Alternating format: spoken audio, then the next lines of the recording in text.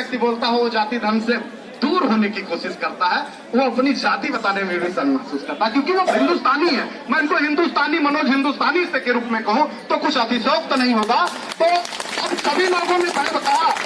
कि घर में भगत सिंह निकलने शुरू हो गए हैं और ये आग अगर निकल रही है तो मुझे लगता है कि जो सल्तनत चलाने वाले लोग हैं उनको कुछ समझने की जरूरत है, उनको कुछ आत्ममंथन करने की जरूरत है और ये सच को सच सुनने का साहस करने की जरूरत है कि आखिर प्रत्येक हिस्सों से चंद्रशेखर आजाद और सरदार भगत सिंह क्यों निकल रहे हैं, क्यों निकल रहे हैं पढ़े लिखे लोग। आप सिर्फ ये कह करके अपनी जिम्मेदारियों से हट नहीं सकते,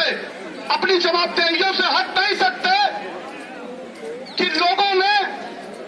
सरदार भगत सिंह बनके लोग वामपंथी विचारधाराओं का प्रयोग करते हुए दिखाई दे रहे हैं, दूसरे विपक्षी के इशारे पे कर रहे हैं। अरे साहब, अपने गिरफ्तार में झांकिए कि आपके द्वारा किए गए कार्यों से असंतुष्ट होने वाले लोगों की संख्या कितनी है, और अगर है उसके बाद अगर भगत सिंह निकल रहे हैं तो सरकार सोच लीजिए कि आधुनिक भारत में लोग आपको ईस्ट इंडिया कंपनी के रूप में एक एजेंट की भूमिका में ना देखने लगे और निश्चित तौर पे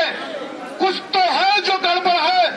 और लोगों को सरदार भगत सिंह की प्रेरणा के रूप में याद दिलाती है। 100 साल तक लोगों ने गांधी जी को याद किया।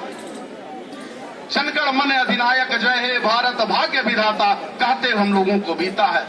और अब क्यों कहने की याद जरूरत आ गई कि सरफरोशी की तमन्ना अब हमारे दिल में है, देखना है जोर कितना बाजुए का दिल में है। आखिर क्यों आ रही है भाई, आप मंथन करिएगा सरकार। बड़े कि बिना किसी औपचारिकता के साथ, उनमें छोटे हमारे भाई हैं लेकिन बहुत क्रांतिकारी हैं झारखंड से, आप आए हैं, आप हमारे मुख्य अतिथि और चीफ गेस्ट। मैंने इस नाते कहा कि नौजवान हैं, इन्हीं के कंधों पे हम सभी साथी अपनी ये बागडोर भी संभालते हैं, जो कि हमने बहुत मेहनत की, लगातार लोगों को जगाने की कोशिश करी। कुछ लोगों की जमीरें मर गई हैं, कुछ लोगों के ईमान मर चुके हैं, लेकिन 13 करोड़ लोगों की जानों में जान तब आ सकती है जब कोई नौजवान आगे, अगर वो आएगा